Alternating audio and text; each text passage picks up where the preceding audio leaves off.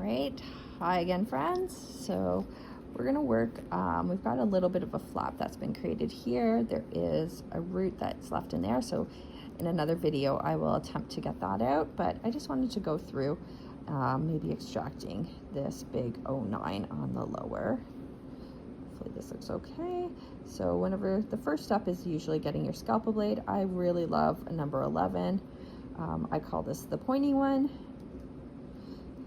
My technicians love that, but really just getting in, I like to kind of go and what I'm trying to do is in a live patient, right where the gum meets, or sorry, the gingiva meets the oral mucosa, there is a little bit of a firmer attachment there. So I really like to get my scalpel blade just kind of down to that point. So I'm kind of breaking down that before I pick up my elevator.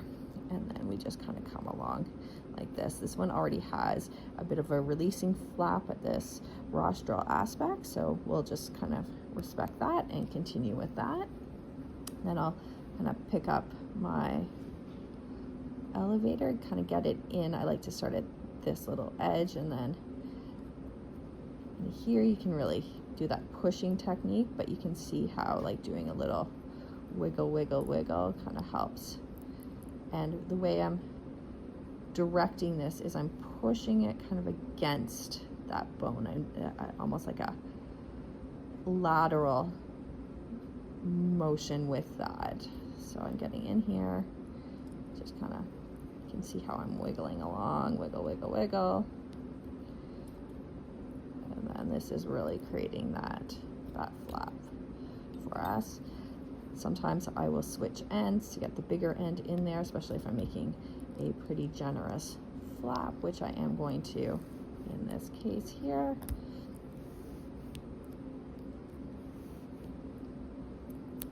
There we go. We're releasing all this off the bone. In a patient, what you're going to find, you're going to get some bleeding from this, of course.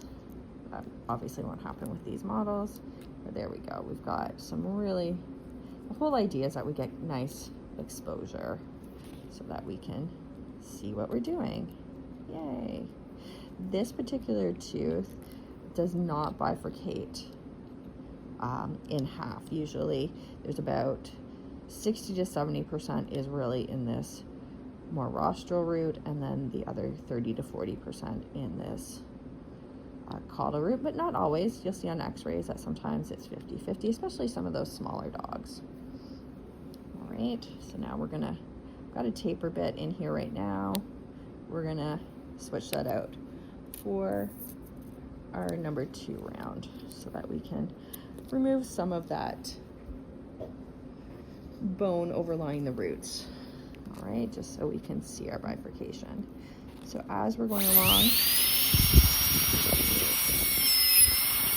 this light is not working with the camera. Let's just see if stepping out a bit helps with that.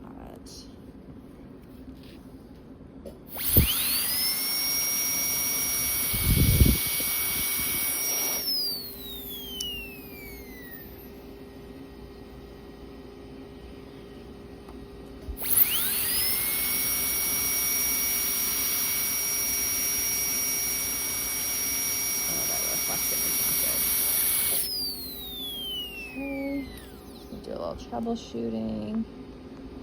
See if stepping out helps. It's really that glare